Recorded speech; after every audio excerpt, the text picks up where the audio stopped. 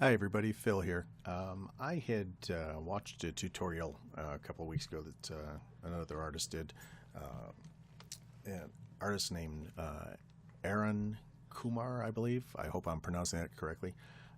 This was the piece I did a screen capture of because I made the comment. I really do like the piece. I think it's beautifully done.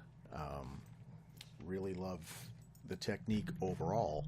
However, I had noticed that there's a pretty significant flaw in the lighting on it, and I made the comment on there that although I really liked it, my concern was that most people, when they see something and their brain says there's something not right about this and they can't identify it, what happens is that there's something not right changes to I don't like this. And I would really hate to see that happen with this artist or any other, um, for something that's pretty simple to fix, and I think will help translate what they were getting at a little better. Now, I understand there's a difference between reality, photorealistic paintings and composites, and artistic license, and I get that completely. Um, I just know that in a situation like this, I think that the correction might have even made the effect of that lighting a little more dramatic. And what the issue was, somebody had asked me, I don't see what the problem was. I'd like to learn. So, what we've got here, you've essentially got three light sources in this painting, even though there are only two depicted. What you've got is an ambient light source, which is the sun up in this area, and you can see where I've lightened it here. Um, and you can definitely see that in terms of the highlights in the clouds and the shadow. So it's obviously coming down from this direction. So that's your main light source in it. You've got a secondary light source, which is right here. Now, here's the problem with it.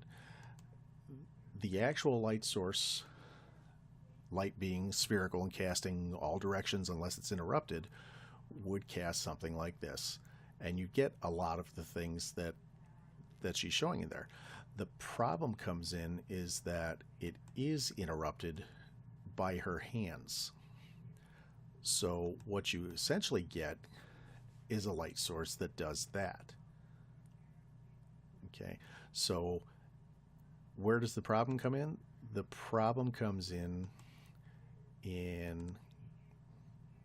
let's move this up.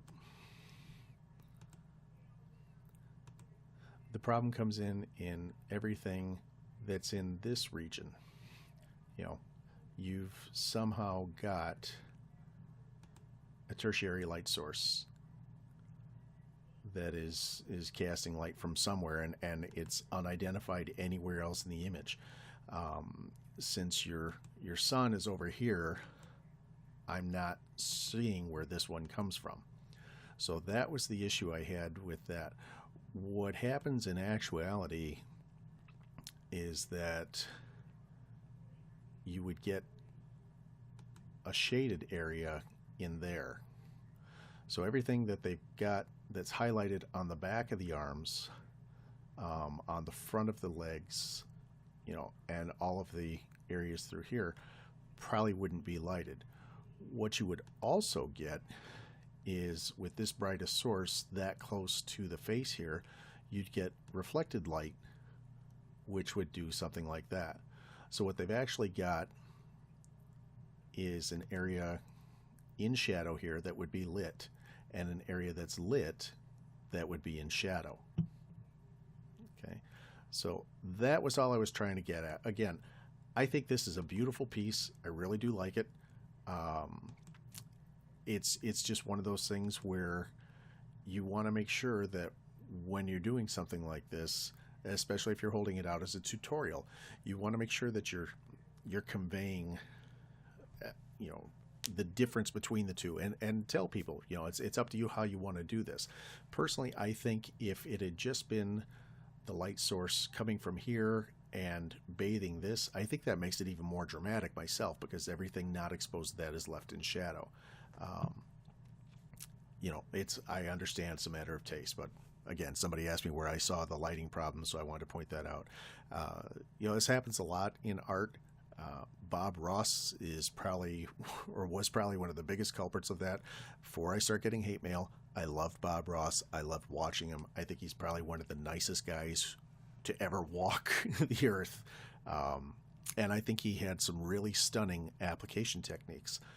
My issue was that I think he knew a lot less about light and perspective than most artists should. And I realize it's interpretive, it's impressionist. I get that, but then the problem is that his Bob Ross Art School teaches other artists to paint and create in his style and then perpetuate that.